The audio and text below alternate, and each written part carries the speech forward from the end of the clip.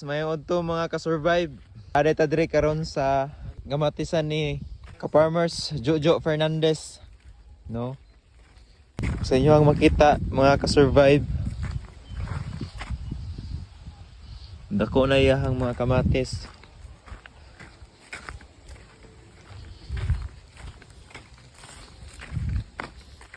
And for today's video,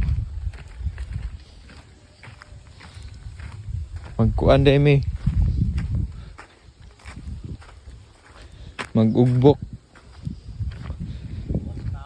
Ang purpose aning kuan giugbok nga kawayan kay dire butang ang katong banana twine. Muni higtan sa banana twine para ini kadagko sa kamatis silbi yang kuan ba? Yang defense para di siya matumba sa uban. Uhahay! Prox muni atong kuan ron. Lineman.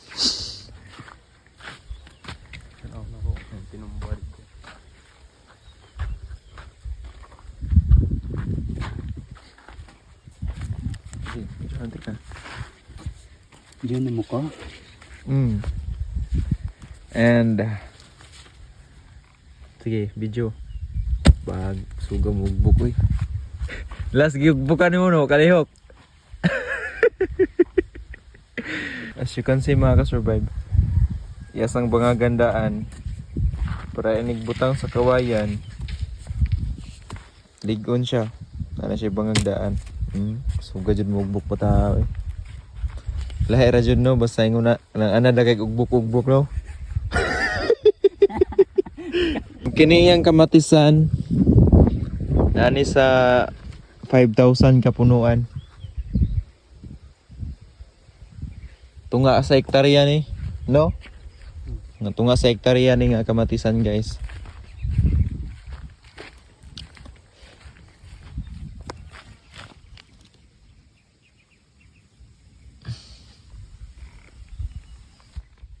Kani okay na ni? Oh, 5 kapunan.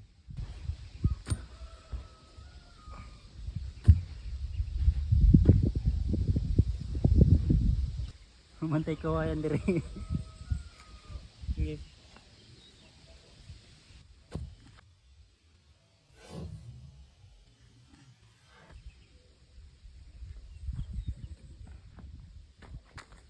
Oh. Mura ba gupog cellphone ni? Munang game mo ni Prox.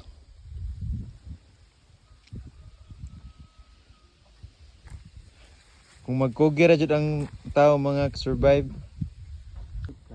Mo survive ra jud ta. Basta magkugi lang ta. Kung nana ra nang kinabuhi. Magtinapulan ka, Ito ka sa taas. wa jud kay makaon, kay mabaligya.